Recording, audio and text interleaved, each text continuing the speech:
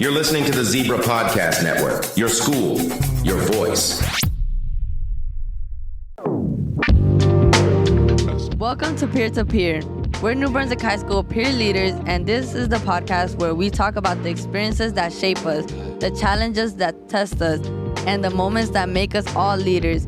We're exploring the paths we've taken and the lessons we've learned, the wisdom we've gained so far. Join us on this journey of reflection, growth, and leadership. This is Peer-to-Peer, where your story matters.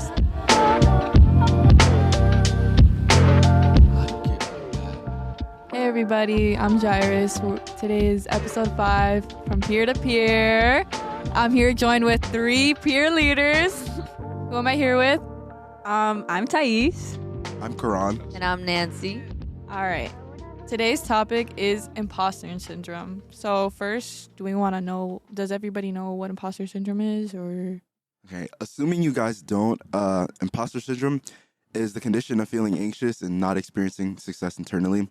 What that looks like is you being in a space and feeling like you don't deserve to be there. You're not living up to your accomplishments and just your own potential. Despite you having success, you just don't really see why. You can't really believe in yourself.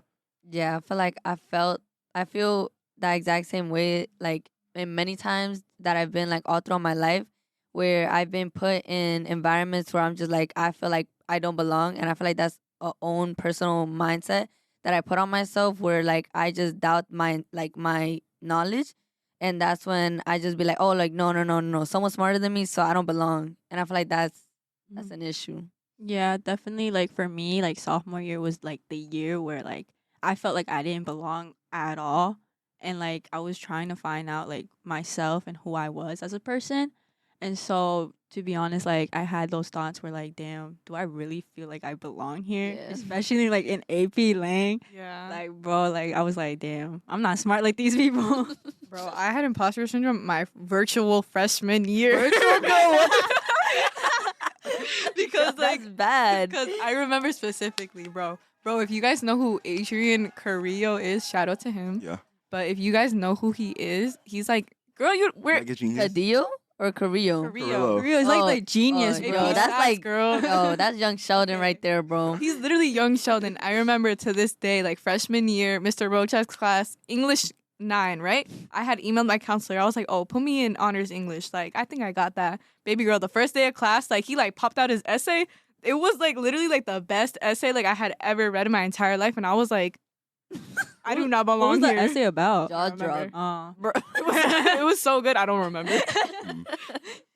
My next question is, describe a time you felt you had imposter syndrome. What have you or are you doing to navigate it? I feel like a time where I had imposter syndrome was junior year, I want to say, because I was new to the school. It was a fresh transition because just being in a new spot, I was like, I need to figure out where's my place in the high school. It just felt really big.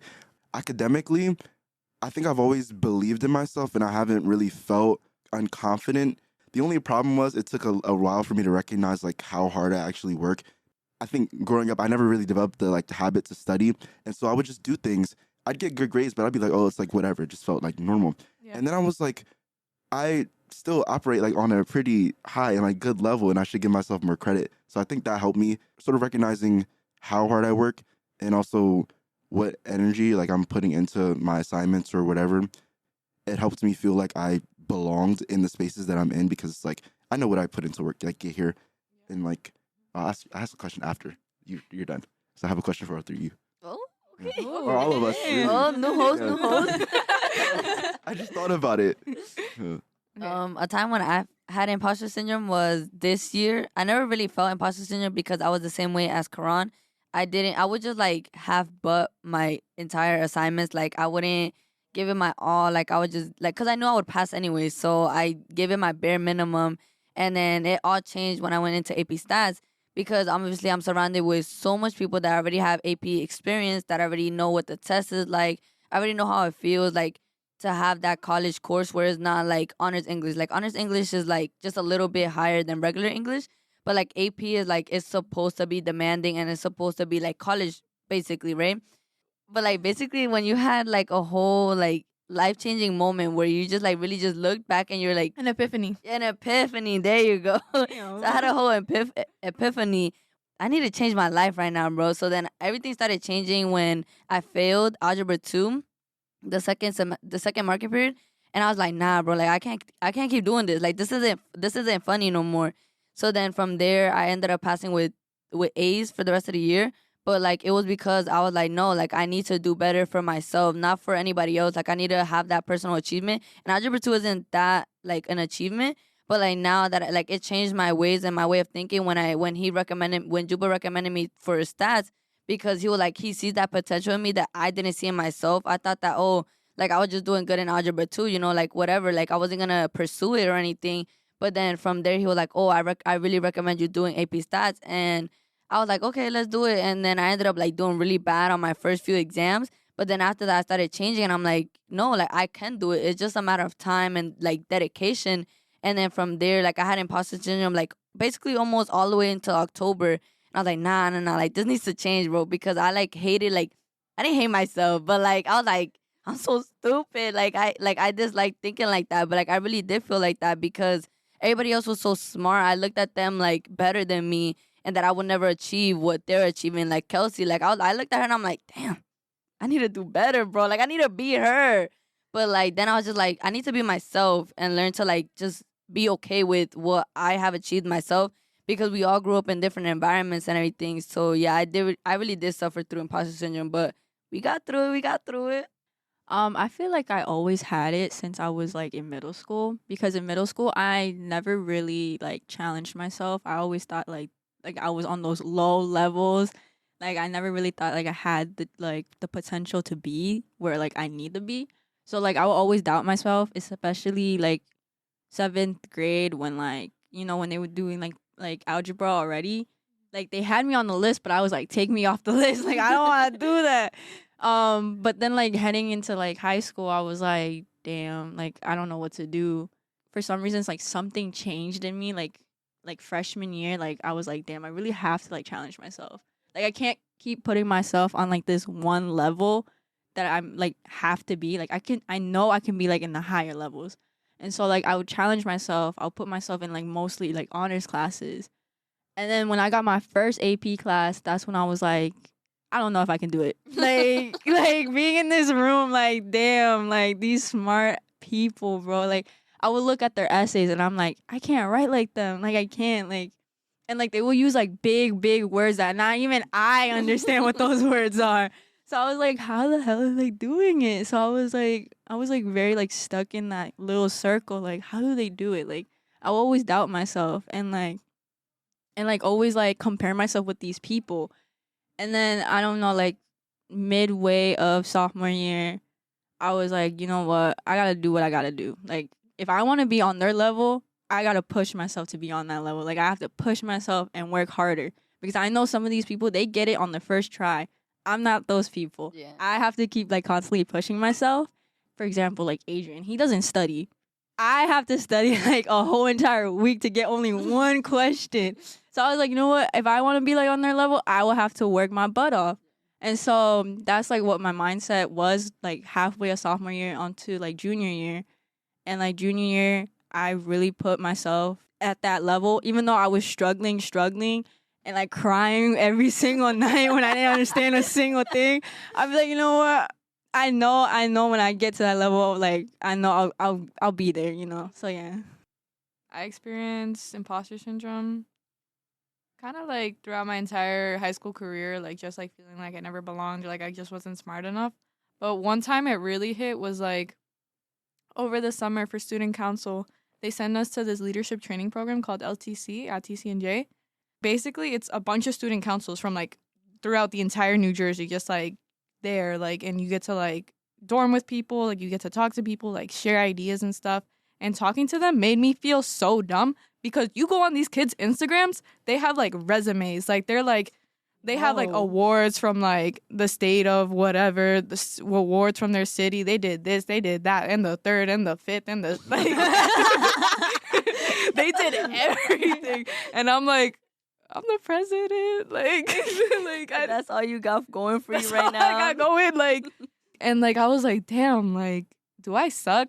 Like I was like, am I just not?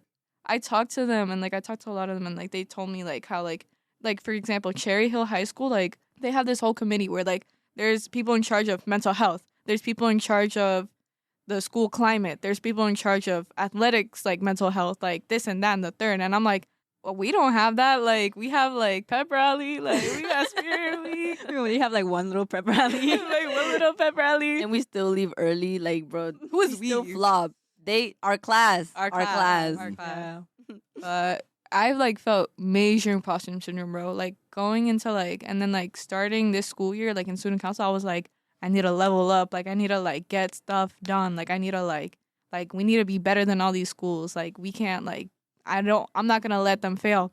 But like in the beginning of the school year, I was going through it, bro. Oh, yeah. I was going through it. I had volleyball going on. That was a 5-day thing. Like from like after school, straight from after school, you go to practice and whatever games. I don't get home until 8 p.m. And then I thought I was young Sheldon. I wanted to take 4 APs, AP Stats, AP Calc, AP Lit, AP Art Studio. Oh, yeah. And then I take a Saturday class. So like every Saturday morning at 8 a.m., we're supposed to like take this class that teaches us math and English, college English. And then I have a job on top of that. Saturdays and Sundays, 5 to 10 p.m. I caught no break, no nothing, no weekends, no weekdays off, like no break, no nothing. And then being president of student council on top of that. I thought I was the stuff. Like I thought I was like, I had it. Come No. October. She literally looked like a zombie, y'all. Like, it was so Every bad. day you looked at me, like I just looked dead. Like I did not look like I was in my senior year. My point is I had a lot of imposter syndrome and like because of that, like I challenged myself to the point of like I was like in a deep depression. Like I was just like I can't get out of bed every morning. Like I can't do this anymore. Like it was to the point where like I wanted to drop everything. I wanted to drop volleyball. I wanted to drop all my classes. I wanted to drop student council. Like I was like I don't think I can do this. But then I dropped AP Calc. Thank God. That was the one thing I dropped. But then dropping AP Calc, I was like, damn, I'm a bum. I was like, I'm not doing enough. Like people are out here like Adrian, like, I'm sorry, I'm calling out Adrian. Like, Adrian probably don't even listen to our podcast. We out here hyping this man up, bro. Literally, bro. I hope he does. I hope he does. But I was like, damn, I'm not like those other kids, like, who just got it like that. Like, why don't I got it like that? Like, if you have to work for it, then you have to work for it. Like, I'd rather much be a person that, like, works for their knowledge than someone that's just, like, naturally gifted. Because they stay, like, in that state of comfortness, too, where they're like, Literally. oh, like, I got it like that, so, like, I'm chilling. But they're just, like, stay in this, like, level plane where they're like, oh, I'm not the best, but I'm not the worst. Like, I'm good. But, like, well, I'd rather be, like, oh, I have to work, put in that time and that effort to like, change and stuff like that. And, like, have that drive, like, for, like, that self-desire to be, like, I need to change. And, like, knowing that I'm not like others, like, you have to put in that time. And I would prefer that over just being gifted and being like, oh, I just know I got it, so I'm not going to put in that time or anything like that. Yeah, and I feel like when you work for it, you feel so motivated. Yeah. And, like, when you get that stuff, you feel Yeah, when so it pays good. off, Like, oh my It's God. really good. Also, being in a state where like you don't ever have to put in the work, I think eventually reality settles in, and then as quickly as you go from like never having to, you'll see like very quickly you'll fall behind, and then you'll see the other people who maybe have to study a bunch and like overwork themselves, but they get the results that they want, and it's like, okay, I can't just sit around and do nothing anymore and expect it to happen for me. Like I have to eventually do it myself. I had that realization. Ex gifted and talented kid, as they say. 'Cause like I said, I never really studied in middle school, and then when I got to, I want to say, health science, it was a little bit more like rigorous to like do the work there. I started to see like, you know, maybe I should put in the extra effort just to help myself, even if I feel like I got it. And then junior year, it was a little bit easier to deal with my classes because I was in a new space. I feel like the teachers were more lenient, but it was harder to balance all the responsibility because there was a lot more to do here, I feel like. So I just had to learn how to balance everything, and I had to be more compassionate with myself and sort of like allow myself like say, hey, this is new to you, even if everyone else is like putting in the work to do a lot of different things. When I first got here, like you were someone, like you said, you were doing a lot of extracurriculars. I didn't really get into any extracurriculars when I got here, and I was like, damn, like I really got to push myself. I got to do something. But I couldn't really find anything that was like interesting to me. And so I said, okay, give it some time. Like you can try different things inside the school and see what you like, or you can sit around and do nothing. And I was like, I guess I'll try different things, but I ended up not finding anything. So I was happy with it anyway. But I had to push myself because I felt like I was feeling myself if I didn't. But what was your question like way Uh-huh. earlier? Yeah, Karan? Yeah. I thought about it, and since we're in peer leadership, and I feel like earlier we're literally doing the application process. Was there a moment, either before we got in or before or after you got in, where you were like, oh, I don't feel like I belong here? Like you had imposter syndrome in peer leadership. Did you deal with that or did you not? For me, definitely, because I feel like I don't seem like a leader. Because like I'm more of like the quiet type. Like I will always depend on people, and Mhm. so like to me, I was like, damn, what did they see in me? Like I did not show off whatsoever. But I don't know, like yeah, like I definitely didn't feel like a leader, and so that really took a toll, like in the beginning, because I was like, how do you do it? Mhm. And like especially with like Jairis, like she has that like experience, and so I was like, damn, what do I do? Mhm. So yeah. I felt imposter syndrome like before, like during the application and everything. Like I literally was like, I like just am charismatic and like an extrovert, but like not like if you put me in a space, like I'll get the job done. But like when I was during the interview and everything, like I was like over here like doubting myself. Like I was just being myself, honestly. But it was like after when they like picked us all up from our class and like took us to Juba's. Like I thought that they like I was doubting myself so bad that I legit thought that they brought me there just to tell me in my face that I didn't get in. Like it was that bad, bro. I was like, damn, like what is wrong with me, bro? Like I'm over here like doubting myself. And yeah, it was just really bad. Like I didn't feel like I belonged. But then after that, like I noticed like I obviously saw the people around me and I'm like, they don't like look like the average leaders, but like that's why we have to like really look deep into like who they are as a person and everything, because there's potential in every single one of us and the future peer leaders from now on. But like it's not just about, oh, like am I popular or not. Like we look at like everybody who like is quiet, who isn't quiet, who like is academically like successful and isn't, because everybody could be leaders come in all shapes and forms, shapes and sizes and stuff like that. But I just generally I had imposter syndrome because I just thought that I didn't got it like that.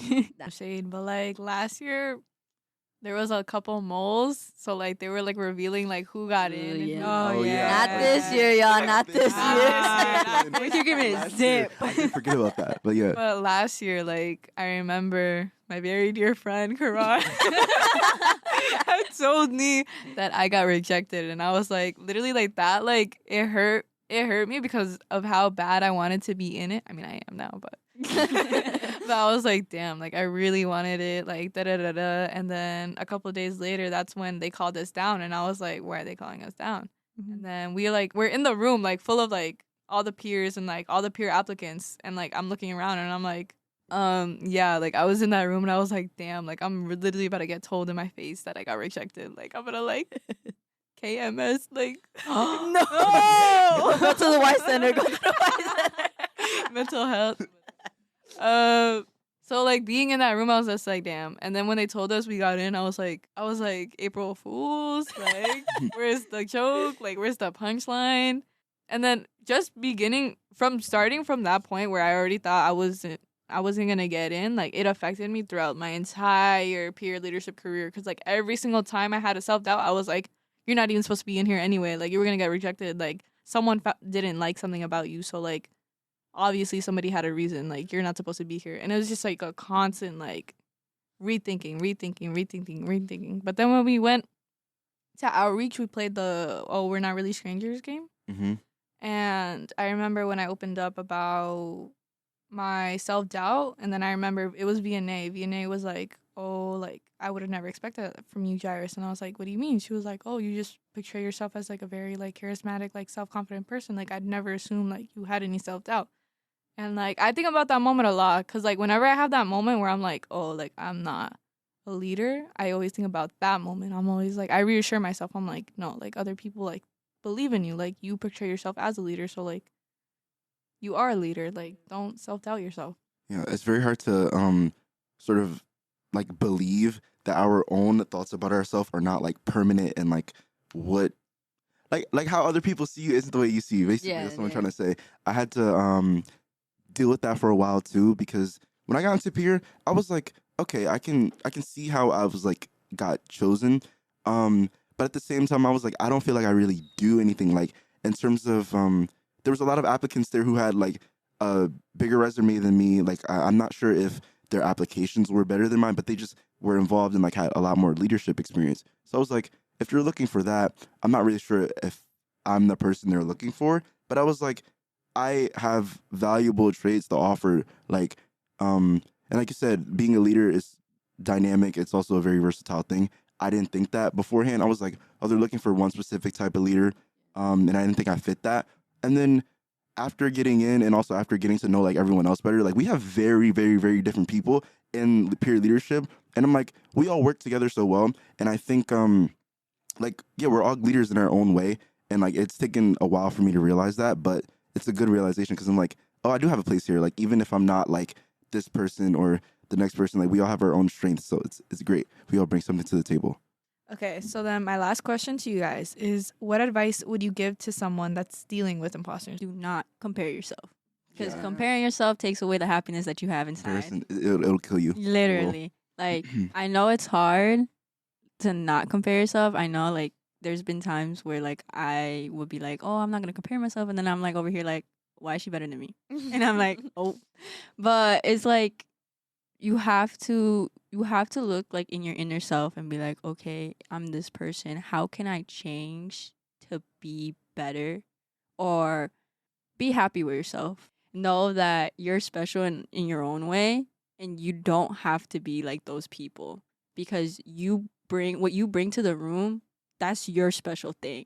And I feel like that's very like something that not a lot of people know, and they try to be like another person, and that really takes away their special thing inside. So Yeah, I feel like it's important, like, cause there's a difference between like not comparing yourself and just competition. You know, like I feel like competition for me, like I just like it because then it pushes me to be better, to get to their level and more. You know, like with Kelsey, like Kelsey's super smart, and like in AP stats she just goated, right? But like even then I'm like, okay, I can't be her, but I can be my own version of myself, like with that, you know, like academically, like successful and everything. Your best potential. Yeah, my best potential, Possible. exactly.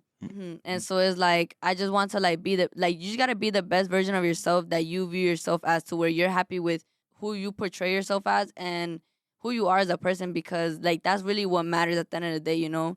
Yeah, like if you're not like the best version of yourself, then like, because like if you're pretending to be somebody else, you're also like, you're getting their flaws too. Like you're getting like their, like if you're just not yourself, then what makes you unique? Like nothing unique. What makes about you stand out? What makes you stand out? I'd say my advice would be patient. I think because, like how you said, a lot of people, like we all have our special thing, but some people it takes them a while to find it, and I think it's easy to get discouraged and be like, oh, I'm just not like special because I haven't found it by this point, and everyone else has it. So I would say try and explore like what you like or just what makes you feel happy, and you'll realize like, oh, I am actually good at stuff. I do deserve, whatever I have. I am smart. I am just all these positive things.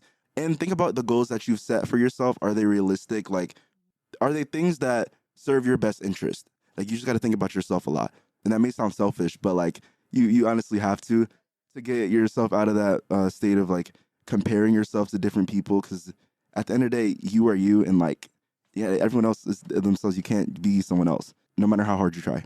Like, be proud of your own personal accomplishments too, you know. Like with me, like my personal accomplishment, like I really want to like pass the AP stats, the exam.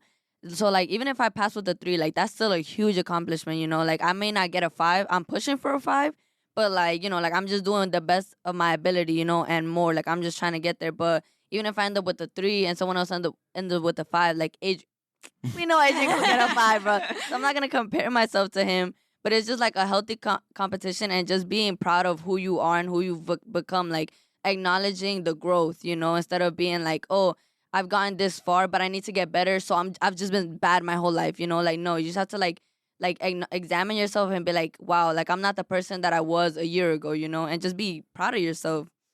Give yourself a pat in the back. Yeah, recognize yourself more. Give yourself more credit. Yeah, like what I would say, like be your name. Like if I'm Jairis, this is who I am. Exactly. Right. One piece of advice I'd probably give, like the people you surround yourself with. Yep. Because if you constantly surround yourself with people who just like are comparing themselves to you, saying like, "Oh, I'm better than you," like you don't do this, like you don't do that, then it's like, I feel like they're building up your ego too. Also, it's 2024 and self-deprecating humor is like out. Like that's another thing. Like Yeah. putting yourself down will quickly make you actually believe those things. oh yeah, So don't do that. Mhm. like being like, oh, like I'm like ugly. Well, not ugly, but But you know what she means. you know what Be I in the mean. mirror, be like, "Damn, I'm ugly." Bro. But like being like, oh, like yeah, you're right. Like I suck. Like haha, like LMAO. But like secretly, like you were saying, because like I did that exactly. Like I'd always like do like self-deprecating jokes and be like, oh, like yeah, I suck. And then like eventually like, oh, I suck. And then I accidentally say it on purpose. I'm like, oh damn, I suck. And I'm like, oh, wait. I was like, wait, damn, why am I saying that? Like that was a joke. Yeah. Yeah, Mhm. yeah. Be with people that obviously like a small little accomplishment you do that they've cheer you on for that. Yeah. Exactly. Like that's a lot of what people don't understand. Like when someone doesn't like cheer you on, then it's like, get out my life. Like Yeah. Yeah. Like I don't know, it could be like the smallest thing. Like, oh my god, I bought something. They'd be like, oh my god, you know? And it feels good to like have that support. Like even if it's a little thing, like, oh, I got A's, like, oh my gosh, like I'm so happy. Like I got A's too, like it's good like that, but not like, oh, you got A's, but you have a B, so you suck. Like Right. damn. looking at like the small bad things, and I'm like, damn, can you just be happy I did that? Like, Damn, like I just want compliments. but like I kind of find that flaw in myself because sometimes like obviously like I like have like that self-doubt, so like I'm very insecure, so like I don't portray my insecurities onto everybody, but like with Thais I feel like low-key sometimes What I do? I be mean. Oh yeah, she be mean. I'm like, damn, what I do to you? Like I be, because it's my insecurity, but like obviously I'm working on it, so I'm Yeah, cut her out apologizing. your life. I gotta cut her out. She's like draining me slowly. All right. I'm apologizing publicly on this podcast. I'm literally gonna record this and play it every single time. But yeah, it's something I'm working on myself, and obviously like it's something like everyone should look on themselves, because I feel like we all like kind of like secretly do that. So that's the end of today's podcast. Thank you so much for joining us. But we do have I want to give a couple shout outs to certain people. They gave us feedback. I want to shout out Miss Curtis from Guidance. Let's go. Woo! She says, or they say, oh yeah. She says she really enjoys listening to the podcast, so we really appreciate you. And then Mr. Laurel, thank you for listening to the podcast. Impressive work. Thank you so much. And then Mr. Allen, we love you. I think I know him. We love you. Miss Clement. Yeah. Mr. Sack. And then Miss Sevilla, the Board of Education president, Oh, said, getting famous, y'all. we're getting famous. She said they were honest and inspiring to hear. They too are in challenging their environments. I am listening to their other episodes. But thank you so much, guys, for listening. And if you guys want a shout out in the next podcast, let us know. Email Mr. Nessie or come up to one of us. And thank you so much for joining us on this podcast. All right, bye, guys. Bye. Bye.